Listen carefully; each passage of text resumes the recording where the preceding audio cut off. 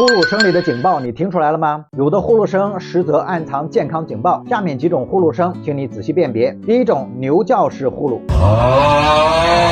这种常常是身体疲劳的信号，呼噜低沉响亮如牛叫，多在身体过度疲劳后出现，长时间工作、剧烈运动等等，让身体在睡眠中深度放松，头部的肌肉松弛，导致气道变窄。此时好好休息，呼噜声会恢复正常。第二种，咳痰式呼噜。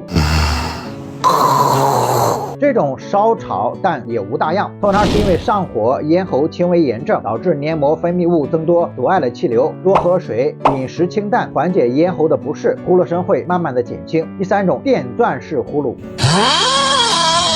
这类呼噜呢，多是因为睡眠姿势欠佳，如枕头不合适，导致呢呼吸道轻微不畅，空气进出引发的规律的震动。一般调整睡姿，呼噜就会减轻或消失，对健康影响较小。第四种，渐停式呼噜。